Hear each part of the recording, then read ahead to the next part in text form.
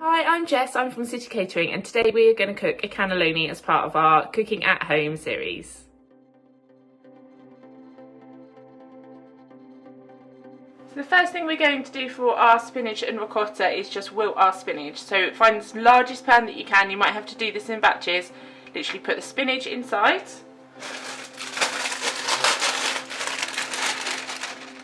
And check whether your spinach has been washed, if not wash it before.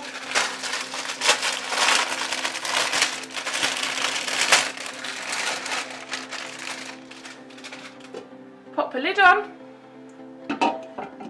and turn it on the heat for literally a couple of minutes, and you'll literally just see the spinach reduce in size.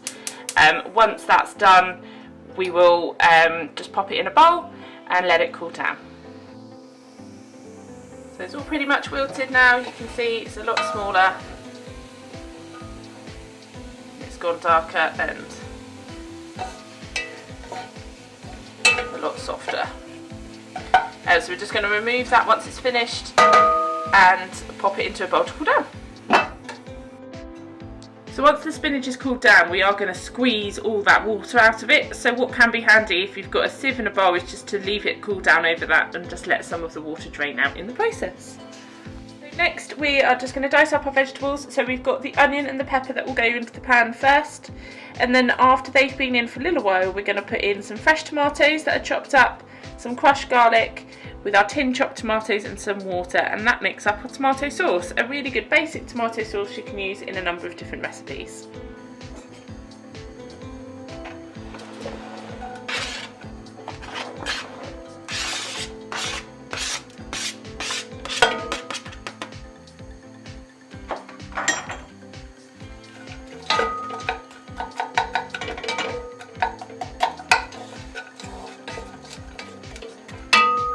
Leave that for about 8 to 10 minutes before we put in the rest.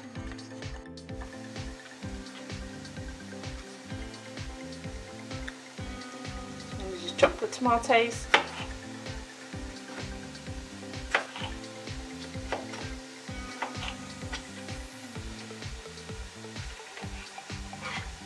First thing we want to do is just make sure we've got all the water out of the spinach. So you can use your hands to squeeze it out. You can use a sieve and press it with a spoon to you, and you can see all the water coming straight out.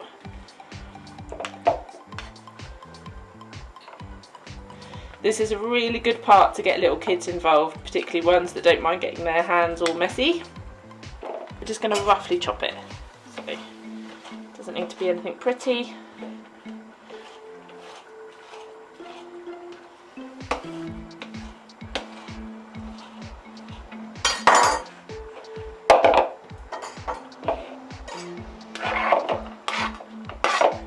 That in a bowl. The recipe is 250 of ricotta, which is literally a supermarket pot, so you can pot it all in. Again, ricotta, a really nice cheese, nice and soft, a really light flavour, and you'll see spinach and ricotta in a lot of pasta recipes. So I find the easiest way to do this bit is to get your two sort of smallest teaspoons that you have. I lay out all my tubes already, so we've got 12 for this recipe, and you're just going to scoop up a little bit by little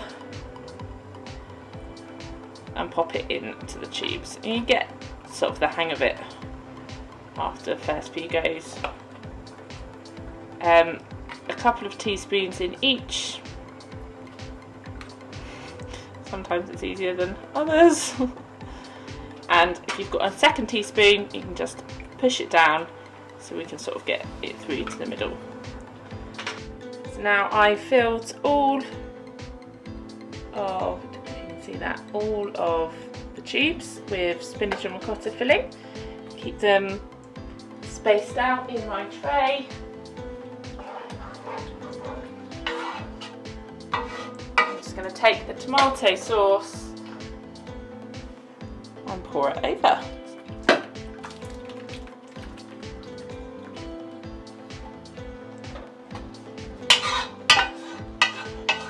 Now, obviously the pasta at this point isn't cooked, so the water and the sauce is going to cook it whilst it's in the oven. So we want to make sure all the pasta is as covered as possible. It's fine if you've got a little bit peeking out, but just try and do your best to make sure there's water around each bit so that they cook nicely.